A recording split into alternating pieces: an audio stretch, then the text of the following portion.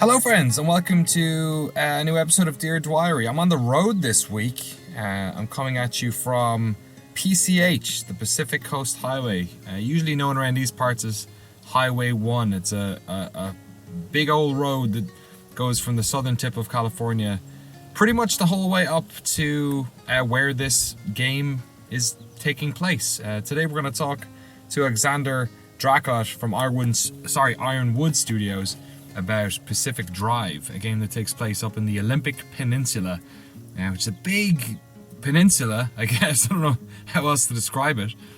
Just west of Seattle, right at the tip of the northwest tip of the United States. It's actually a place I spent a good bit of time at in 2023 and 2022. We filmed our Dwarf Fortress documentary up there a couple of times. I also filmed the Choo Choo Charles documentary up there in a remote town right on the tip called Port Angeles.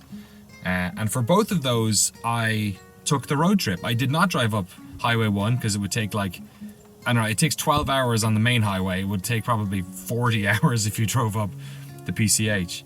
But given the nature of this episode, I wanted to hit the road and come out. I'm here close to Point Reyes in Northern California, because the episode's all about being in your car and driving and going on road trips, and that's something that I really like, and it's something that when I saw the trailers for Pacific Drive, made me immediately interested in it. It's not a game about going on a road trip. It's not a game about packing up the family and, making sure you got your lunch in your lunchbox and, stopping off at gas stations. It's I don't know what you call this game. Is it part rally game, part extraction shooter, part Lovecraft? I mean, everything's Lovecraftian, isn't it? Part cosmic horror game. Is it a horror game? I don't know if it's a horror game. We're going to talk to Alexander and figure all of this out. So today's episode is all about Pacific Drive. I talked to Alexander a number of months ago, a couple of weeks after the release of the game. It's since been out for a couple of months. And in our conversation, we talked about loads, including, exploring the world in a car, in real life, and in a video game. We talked about zones in games, zones in movies, balancing story, designing survival horror games, and loads more. So I'm gonna hang out here, enjoy the view of the Pacific, and I'll be back in a little bit. I'll be back at the end for some housekeeping, and until then, enjoy my conversation with Alexander all about Pacific Drive.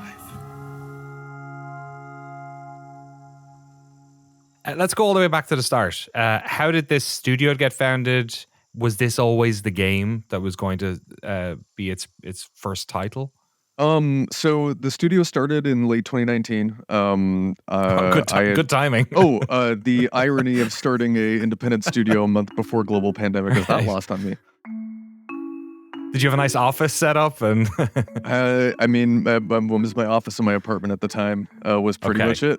We had been working remote. At the start, there was just a couple of us, and we were working remote for probably a good 3 months or so before the lockdown really kind of kicked in. Initially, it was myself, and very quickly brought on, a couple engineers and another designer to help us out.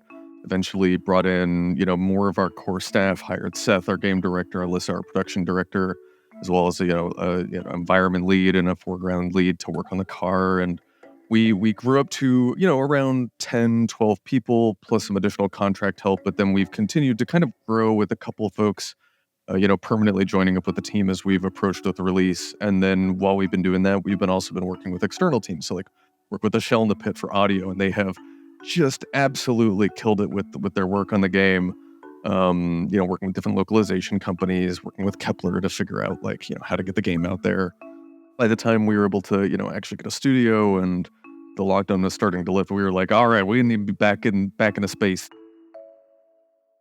So we started off back then, at the time we knew that we were going to be making, some kind of game involving a weird surreal place with a car, and that initial hook of it being a survival game was a very organic one.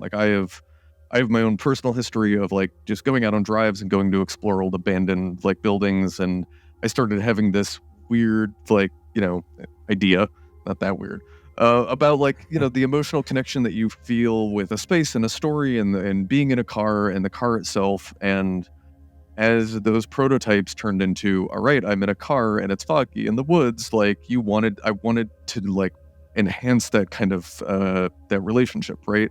Which meant giving the car gas, man, like fiddling with the knobs, and there very quickly became a overlap between the plate juggling that you'd expect from a survival game and Right. car maintenance or some level of taking care of a car. And so in that sense, the game very early on was a driving survival game. It was something with, this old station wagon and the setting, and then eventually even the approach where you have this garage and you're going out on these trips from the garage, came organically through playtesting where, we were doing these, similar mechanics, right? Like, you have a button in your car and you press it and it consumes fuel, but it keeps you safe. Like, very basic relationship there, but we wanted that safe spot. We wanted to be able to chill, really, and work on the car, and then contrast that with like the more tense moments. And not all of them are tense, but certainly a good deal of them can be a little intimidating when you're out on the road at Pacific Drive.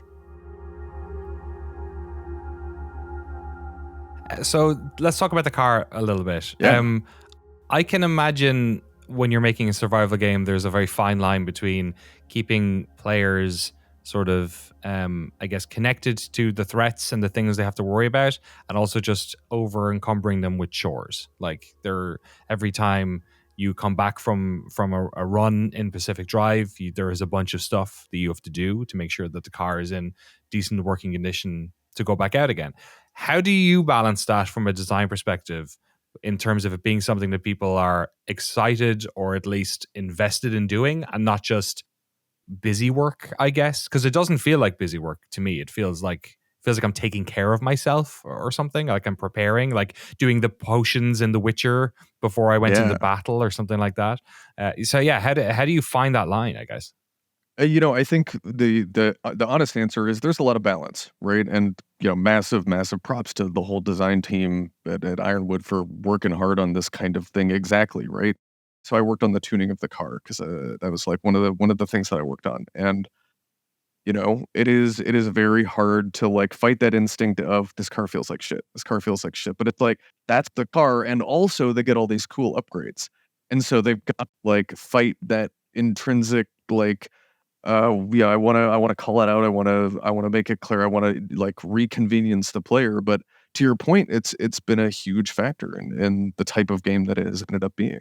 It's also a very much a personal thing, right? What is tedious for you may be fun for someone else. And survival games are about, hey, we want one more plate to juggle on there. Like, surely that won't like just piss you off and make you stop playing, right? Like, it is about finding that fit. I think one of the things that really helps us is the nature of the creation and relief of those different pressures.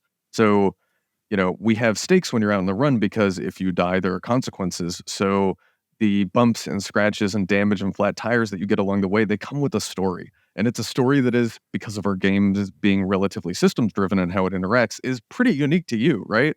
And then when you get back to the garage, there is work to fix it back up, but it's also a little satisfying, right? It's an element of like investing back into your next trip. And I think like a good example when you look at it is like, I don't really want to go and make 100 people's beds randomly, but I'll make my bed every night. Right. Because it means I can sleep a little bit better in it, or I get into bed more comfortable, something like that, right? There is a emotional direct connection there. And I think because of this car and because of the emphasis that we're putting on it with all of these different mechanics, it gains that benefit. How much do people like to drip up their car? Like, I've seen the paint and the decals and all that sort of stuff. Or are people leaning into that? Oh, it's definitely seen some cosmetic and aesthetic hunters out there of figuring out the right way to maximize their return on different spray paints and stuff like that. But I think one of the things that's funny to me is when you look at the car industry, or even like the car community, right? There's a lot of love for a lot of different things. there are love for like, oh, it doesn't matter what it looks like so long as it's under the hood, or like, have you checked out these rims? Like there's a lot of different parts to it. And I early on we had a tester join up with the project, and she had was asking me about the door that she had found. She's like, I want to keep protecting this door. Like this door is what matters. And is that okay? And I was like, of course that's okay, because it like people get attached to the same thing through different ways. For some people, it may be the wildest sci-fi look. For some people, it may be just the cosmetics and really finding all of those bobbleheads and figuring that out. For some people, it's about maximizing their battery efficiency and figuring out the right way to equip the car. And I think that is evocative of that car community of like if people are getting attached, like great. I'm not going to come in and make a claim as to the right way or something like that. How do you think that also loops back into when people go on runs? Because obviously the behavior that folks have in that world, just imagining if staying on roads is one for me, where it's like, how did you in a design sense get people to stay on the road? And now I know how you got people to stay on the road, from having to fix my fucking car every time I had a broken headlight because I rammed into a tree accident. It's actually a bit the inverse. Because we want people to see the thing out in the woods and to, okay, well, I should go, and I guess I should go, my car's, it's okay. I get the off-road tires next time, but I want to go see what that light is.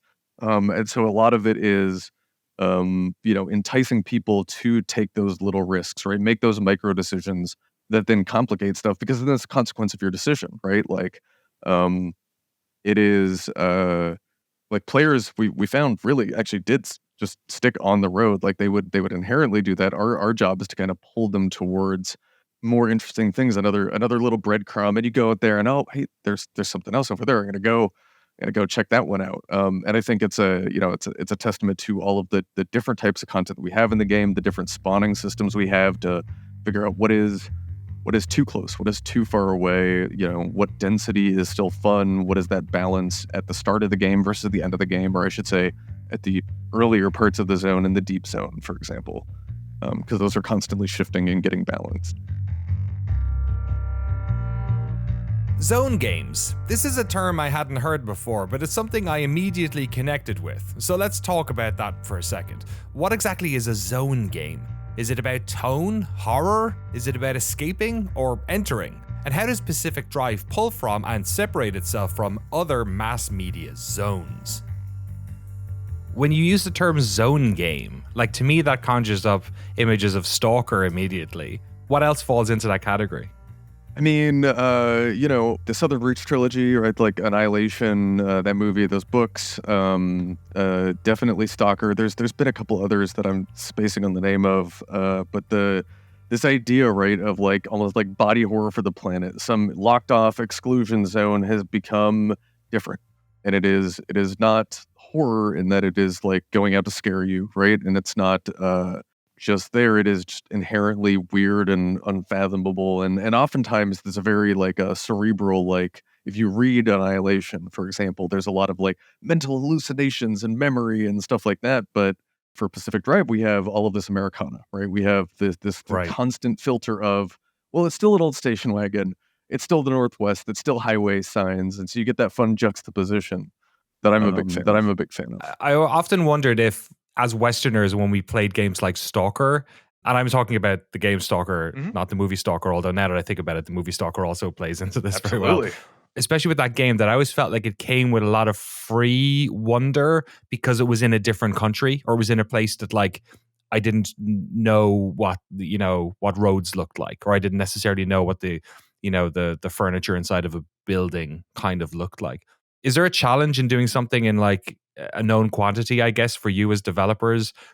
Do you have to do more work to create that wonder, or does that juxtaposition do the work for you, the sort of like what people expect and what it is instead?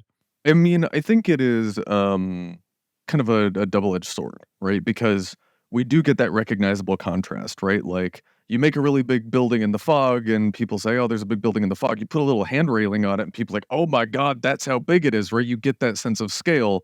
But at the same time, to your point, you do have to at least match some level of expectation of what you're making. And sometimes that's not what is real, right? So like I did a lot of video game effects, and you'll often run into scenarios where, especially on like, very photorealistic games, and you'll have this inclination of like, oh, well, a hand grenade is a big shockwave and a thing of smoke. But like, in games, a grenade is often this big explosion and, shoot the red barrel, it's full of gasoline. Of course it's going to explode. And that's what people expect versus what, is technically accurate. And so acknowledging that and then kind of learning where you want to break the rules and how you want to twist things is an important thing. That's also like I guess a world building. There's so much in this game that where you feel like you have a grok on what type of zone you're in, and then something happens, you're like the tourists are probably an element of this too. And this also, look, this, you can probably tell how far I am in the game based on the way I'm talking about it, probably too. I suspect there are layers of obfuscation getting peeled back all the time, but having a what seems like a lifelike dumpster in the game, like, I guess, how does that get introduced, and how do you think players react to that? And I guess to me, it felt, when I first came across it, it felt like, oh, that's incongruous, or it feels odd. The more I've played now, it feels less so that way. Was that like a decision that had to be made or something? I mean, all the different parts of the game definitely came in online at different periods in production, right? Like, certain mechanics, for example, what happens to you when you die? We iterated on quite a while, right? Was it you lose all your parts, but then there's a way to get back up from scratch? Is it you don't lose anything, but there's a different kind of like consequence to dying? A lot of our things in the game, not all of them, but a good chunk of them are driven by what kind of design need do they fill, but then we can take it and we can play with it. The dumpster was one that it was there. It was very, very important to the game. When we started seeing people check it out, they were doing the same thing they were doing with their car, and they were personifying it a little bit. And so we went back in and we added some fun little animations and some fun extra sounds to kind of reinforce that. So it's I think one of the things that I really like about Pacific Drive is because the zone is weird, to your point, we can have fun with that, right? We can go in and say, you know what, this thing is we're going to add a little bit of personality here.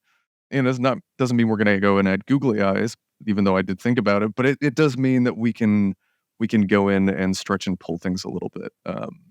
But I've definitely seen a lot of projecting, which is great. There's certain things that happen together and players will interpret it like, oh, well, that means like, oh, these two things, like they're friends or they're not friends, or I've named, I've named this thing or I've named that thing. I love it. Is that largely a byproduct also of the fact that you were alone? Oh yeah, throughout this whole thing, you know what I mean? Yeah. I mean, isolation is a big part of it. It's a big part of the story, and you are minus a couple of characters that are chatting over the radio. It's you and your car, and I think that was gonna be the plan from the start. But I think it really hit a bit harder home after after going through the pandemic, and a lot of people were dealing with, all right, I'm in my house. Like COVID hobbies is a term now, right? Like, everyone, or seemingly everyone, got something that they did to keep them occupied. And I think it is, being okay, being alone, like being comfortable with that is definitely the state that you're in the game. And sometimes you're very not comfortable with that, ironically, because sometimes you're very much not alone.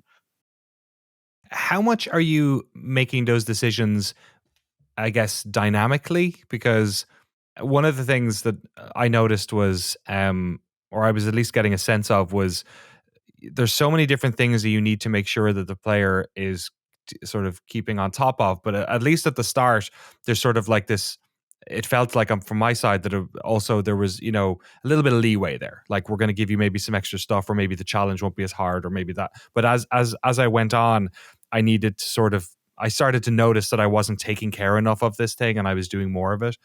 Is there any type of like system within the game that is, I guess the dumpster is probably the most obvious one that comes to mind, where it seems to just give you things that you probably do need. But outside of that as well, is there other things that, do the amount of items that spawn increase, or do the levels get easier or harder, or is there anything you're doing there, or am I just imagining it? So there is quite a bit going on in terms of mapping it to the zone itself, where we have decided, hey, we want to make sure that there are areas near to the garage that aren't always going to be like a crazy hellhole of anomalies and nastiness, right?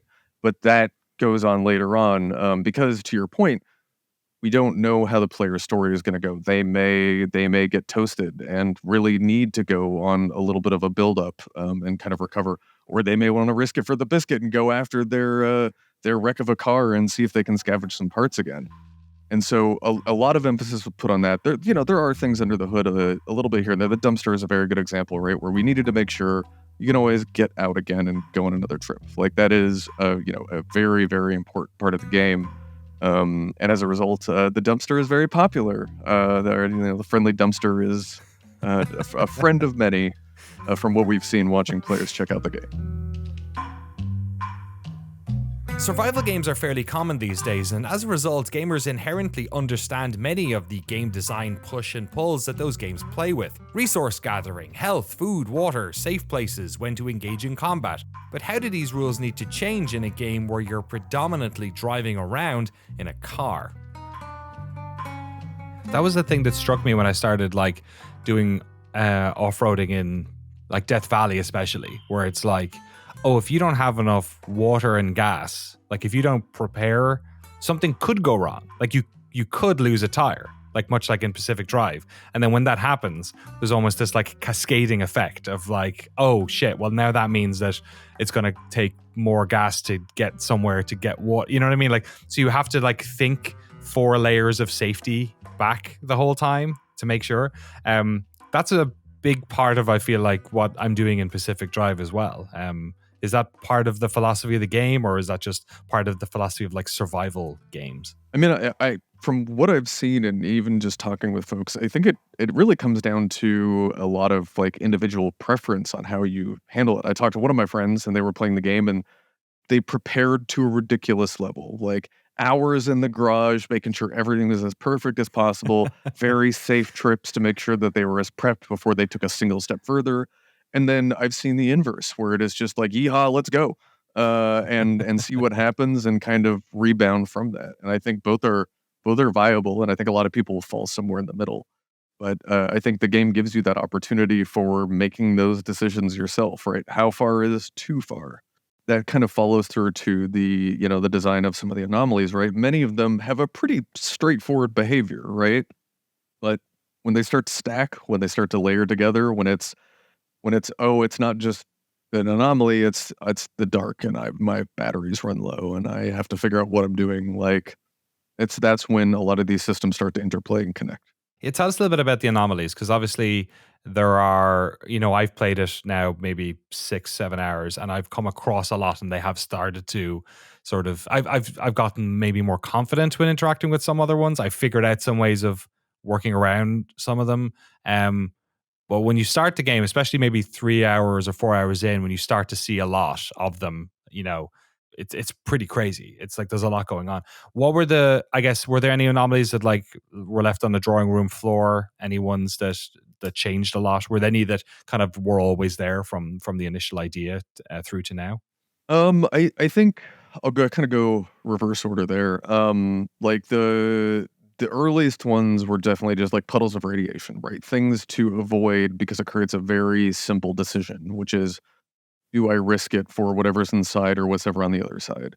And then, in terms of anomalies that were kind of left on the drawing board, I mean, there's plenty that we, have talked about doing that, may show up in the future. I don't know, but it is fun because there is a lot of opportunity there, because we can just be weird with it, right? We can go and figure out what is a design need that we can fill, and then what is a interesting wrapper narratively and artistically, and how does that fit in. Others that changed, I think ones that really got a major boost over the course of development were the ones that tied into that interplay of systems, right? Abductors, if you've run into them, they really at their core, they're just going to pull you. That gets infinitely more interesting the more things they can pull you into, or the more things in different maps and different biomes. And as you start to add those multiplicative factors, they really get spicy. Let's talk about the tourists a little bit. Yeah. Jesus Christ. Oh man, did they change a lot over development, or and what here's the thing. Also, I'm sure I don't know. Maybe I'll learn more about them in the future. Maybe I won't. I'm not sure I want to learn more about them. To be fucking honest, these freak me out. Their place within the game, they kind of do a bunch of different things. I guess, like from a design perspective, they seemed like they do a lot of different things. They do, and I don't spoil all of them, but I think they were a very early anomaly. We were prototyping different mechanics and ways to do damage to the car and stuff like that, and we had a effectively like a landmine prototype, right? Which was a stick, and if you drove over the stick, the landmine would blow up, and it was I think a thing I worked on where it was it's time to wrap it with something, right? Like we need some kind of fictional thing for it to fit into the world, and a cactus, a broomstick, something that won't freak me out every time I see it. Yeah, and it very, very, very quickly, it's like, okay, well, we could do like crash test dummies, like because there's like a lot of science and experiments going on in the zone, and it was an instant win. And as time has progressed, we've tweaked and pushed and pulled little things, but they still get me every now and again when I'm driving around, like especially at night. Like I have a very vivid memory of like an almost pitch black drive I was doing in the game, just like looking left out of my window, just seeing like the glowing red chest out in the woods. I love it, so good. You mentioned Stalker as well, and earlier you were saying about that sort of interactivity that's in the world, and having, especially with the anomalies, having the player mess with them. In Stalker, they actually give you a mechanic for that, right? They give you those little screws, those bolts that you throw. They do. You don't, and I know kind of maybe now why, because different things do different things. It kind of feels like. But was there ever a time where you did have your own version of a bolt or something like that to get people to interact with them? We definitely. Or do you? I guess. Oh, I mean, I don't want to spoil too much, but like I would say, like you have tools to kind of poke and prod at things. We early on we did early prototypes where we were looking at different types of interactions, like like an anomaly scanner or like a radar. We have like different radars that you can get in the game, but the nature of Pacific Drive meant that anomalies had to be compelling on foot, but also when you're in a car. Stalker is very much like a game where they're very avoidance based, right? Here is a room with crazy acid bubbles. And we still have stuff like that, but we also have to have the kind that is very compelling when you're driving around going 40 miles an hour on a twisty road in the woods. And so there's different design needs. But what I will say is, especially later on as we really doubled down on the immersive interaction and the different ways, like for a long time in development, for example, our tools were coupled directly to the resource that they were meant to be used on. And it wasn't until very late that we decided, hey, what if we have all these under the hood systems at play? What if we just went and said, you can use the impact hammer on anything, and then it can bump your car, and then it can knock stuff around, and that definitely kind of set a final direction for, okay, let's see what else we can open up to play with other things. And you can pick stuff up, you can throw it, you can drop it. There's definitely some ways to poke and prod at the world, or you just drive your car into it because car is a big stick in this situation, right? How tricky was it to QA? Because now when you start to open that Pandora's box into now you're making an immersive sim all of a sudden, and you don't know how people are going to combine things in ways you weren't expecting.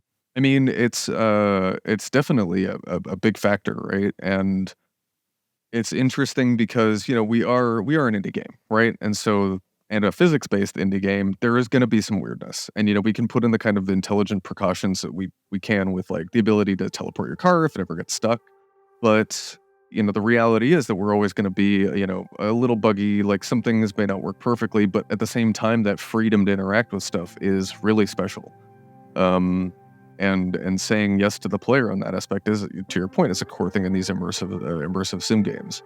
But it's led to some very interesting surprises. I'll say that in terms of what works how. Probably a lot more since you've launched. Have you sat in on streams? Oh yeah, we're watching and enjoying and thoroughly getting amused by all the weird quirks, and it's been fantastic. Was this game always going to be a little bit of a horror game too? Like, was that always part of the sauce? So I would still make an argument that we're not a horror game, right? Like we aren't going out of our way in a consistent manner to scare you. like make you uncomfortable. Like tense driving was an important thing that we've been shooting for since one of the earliest prototypes, because we wanted you to not know what's around the corner. We wanted you to be driving in a way that you wouldn't just say, screw it, I'm just going to accelerate to Mach 10 every single drive. Some people do that sometimes, and sometimes there's an argument to make to do exactly that, but we want you cautious. And when it comes to the setting and having someone in a cautious state, it is perfectly understandable for that to be a naturally uncomfortable thing. And then any kind of bump in the night, any kind of sound, any silhouette that you don't know is going to make you a little nervous. And we definitely, I think, as someone who grew up in the Northwest and grew up wandering around in the woods and is pretty comfortable even doing that at night, I'm not the most uncomfortable person when I play our game, but it made a lot of sense when other people are, and that's fine. Like, I played Subnautica and that game terrified me. That is the scariest game that I've ever played in my life. I'm just terrified of dark water, but I wouldn't call Subnautica a horror game. But it does scare the willies out of me. Tell us how, I guess, sound design plays into that too, because I mean, there's some great attention to detail and notes in this game when it comes to how sound is not just communicating the world, but like your car speaks back to you so well. Yeah. Like it lets you know if there's something wrong, if there's a flash, if there's something rattling. How much work went into all that, and I guess the sort of the mood, those weird noises you hear in the mountain that kind of sound like machine or a voice, or I'm not quite sure what that was. I mean, credit where credit's due. Like, a shell in the pit are awesome. Like, I could try to say that I've been in a station wagon a bunch and I own one, and so I have ideas for the sounds. But the reality is that they have such an awesome sense of detail. They put stuff in that just, like, the wipers squeaking when they go and it's dry. Like, all of these little touches, and some of them are intentional, right? When you get into a car, you can hear a safety belt click.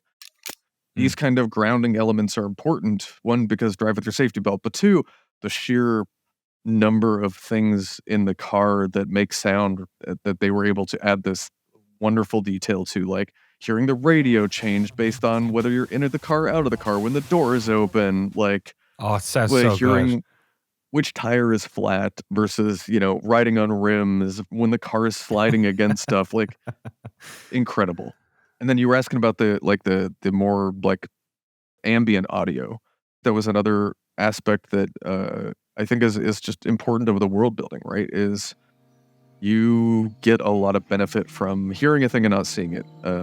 And it's, for me, actually, one of like the, very foundational memories along those lines was playing Stalker myself, which game had incredible sound design. And a huge part of that world was just what it sounded like as you walk through it. And that was a major thing for me, was wanting to make sure that, it was the Northwest. You can hear the Foley, you can hear the birds of the wind going through the trees, but there's something else there. Because it is not just the Northwest, right? It's the Olympic exclusion zone. And you gotta bring it a little bit and change it up.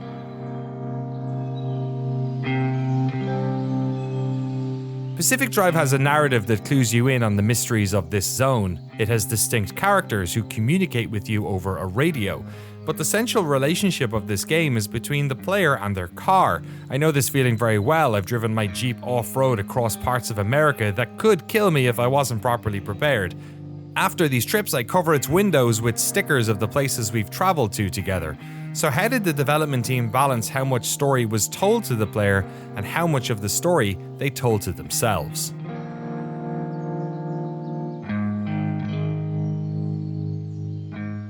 I mean, there's a lot in this game, and from talking to you, it just gives you an impression of just how much work has to go into any one of these systems. I feel like a game like this didn't necessarily need to have a strong story, but it does, and it has strong characters and voice acting. But you also allow the player to skip sort of the extracurriculars if they don't care. Right, when it comes to like some of the radio messages are kind of optional. How did you strike that balance between like having, I guess, the motivational aspect of a story, which probably helps a little bit, but also not annoying the player with radio messages all the time and allowing them the freedom to sort of select which ones aren't mission critical? I mean, it's difficult, right? Because that first decision on what's mission critical comes from us as devs.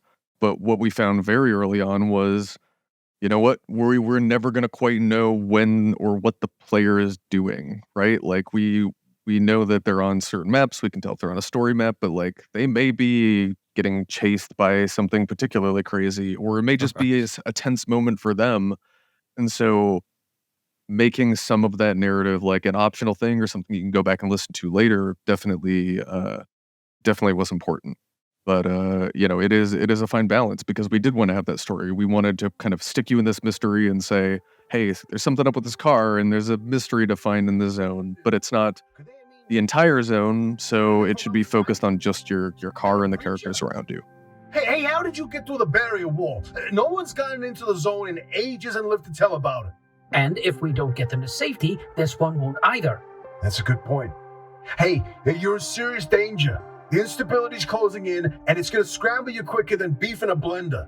Your closest shelter is a few miles east. I love that there was one note where one of the characters said something about how the people, whenever these objects arrive in the world, that they become obsessed with them and they fall in love with them and stuff. And I was even thinking at the time, you motherfuckers, I know I'm gonna love this car because of this game. You're like, I can feel it. That was such a smart little note. How, who's responsible for that story stuff, and how much work went into that script, and like how much of the team had their fingers in it? So when it came to the high level like planning and figuring out of the story, a lot of it was Carrie, our lead narrative designer, and myself working together, with her definitely taking like the bulk of that. She wrote the script, and then we worked with another writer, Paul, who did a lot of the text entries, because there are just a ton of those. But the nuance and the building of those characters is a lot of iteration and conversation around, okay, well, how do you build up a relationship with someone that you don't actually get to see and doesn't know if you can respond back? And there are things you do as a player in the game that are recognized, and I think that's really important, right? Having Oppie have something to say when you fail a run and come back is still some kind of interaction. But yeah, I mean, the Carrie and Paul both just killed it. It's a really good job.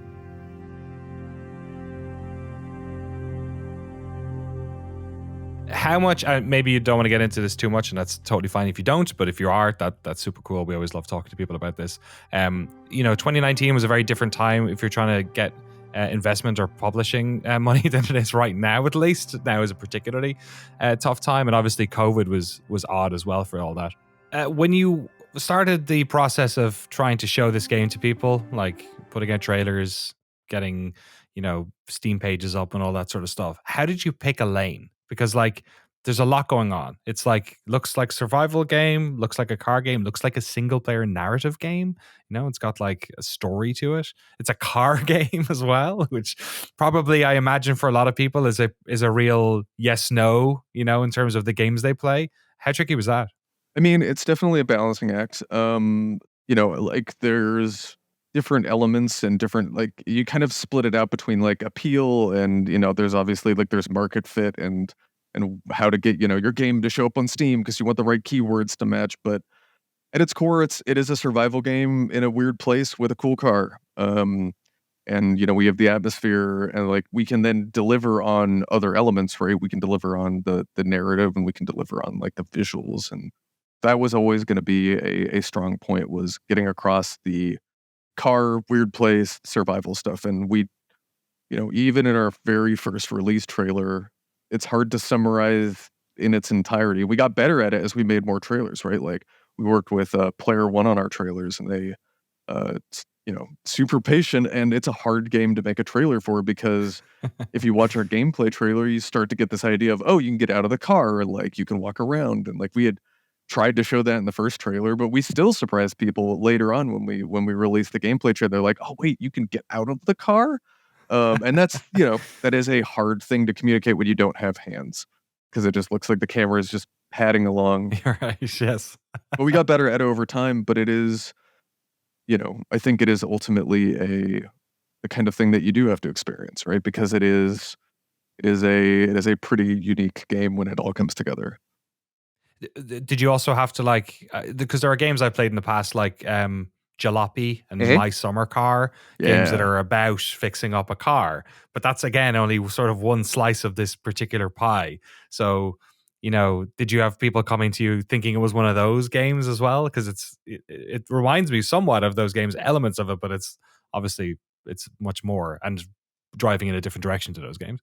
I mean, I think we have the advantage of appealing to folks that want a little bit of different things, or just want to focus on one aspect, right? Like, we are by no means physically accurate to the point of My Summer Car. As much as I love this game, we're a fantasy fulfillment game about taking the car out and kind of keeping it running. So yeah, uninstalling your engine is as simple as holding down a button and it pops out and it's in your hand. But we're still going to make you put it down before you pick up the next one, unless you turn on the accessibility option. Like, we want to reinforce that connection where we can. But it still means that there is an incredibly customizable vehicle that is with you the whole game. Where it's like, how many buttons and knobs do you have? Which ones are interactable? Do we have the space to add a button for fun here? Or does we want more convenience to make sure you don't accidentally select this thing while you're looking at that thing and trying to... It's very much a balancing act between, primarily, our designers, and then Jacob, who is our foreground lead, and he's working on like all the different proportions. How far does the camera sit forward? How much does like the front hood tilt down, because that affects your field of view, and you are constrained, right? You do have this kind of box view. That was a lot of iteration for sure. Was there more than the, it's you have to do a bit of work. You have to turn the ignition if you don't leave it running. You have to put the car in drive if you don't put it in park. But sometimes you don't put it in park and it's on an incline or decline that you didn't realize, and then you come back and it's fucking drifted down a hill. Was there ever more of that stuff in terms of the sort of housekeeping when you get in and out of the car? Or I guess the question I would ask is probably like, why even those two? What do they provide? I don't think we ever really went far past that. I know we've certainly had conversations about like what an extreme version of that would look like, but those two interactions are great because they provide one or like two more steps to getting on the road, right? It's a habit, it's a ritual, but it's also something that you can mess up, and that creates stories. You can forget to put your car in park, and to your point, it'll roll down the hill, and those are the kind of stories that were the foundational thing to get you attached to the car. Is, oh well, we like early on in the narrative we were talking about making really scripted story moments with the car, like it's stuck under rocks and you got to save it, or vice versa, or something like that. But the memorable ones were these little systemic moments, and fumbling for your keys, having a weird quirk affect your car that makes it start a little bit slower, or not like putting your car in park or forgetting that it is in park. Those are big things that are unique to us, and we wanted to keep around. I want to allow myself one question that I want to ask you. Okay. And this might be something that I literally just have not figured out where the button is, or it's an interesting design choice. Can you turn the radio on yourself? Yeah, absolutely. The radio it's up and above where the mirror is, the rear view mirror. Oh, it's up there. Okay. Yeah. Because one of my best memories I had was I've never had the radio on for the first maybe, I don't know, 3 hours of the game, except for the intro part.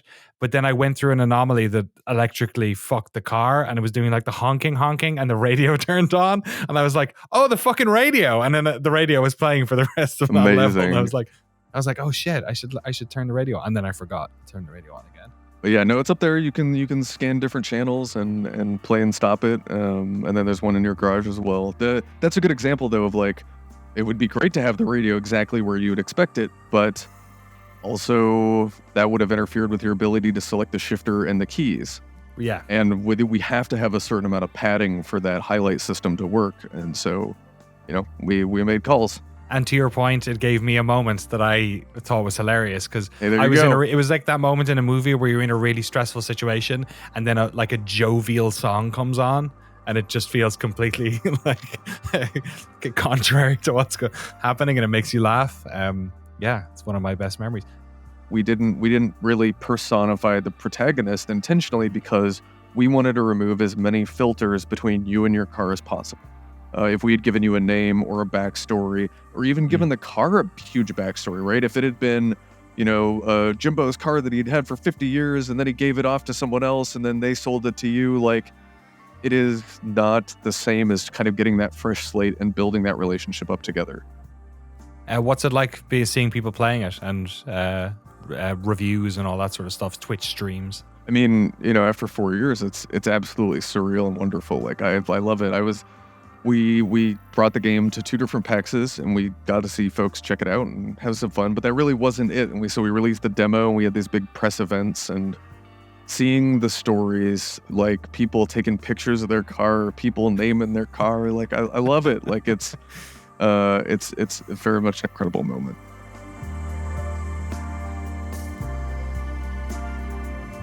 Thanks so much for listening to this episode of Dear Dwyery. A massive thanks to Alexander for taking the time to talk to me.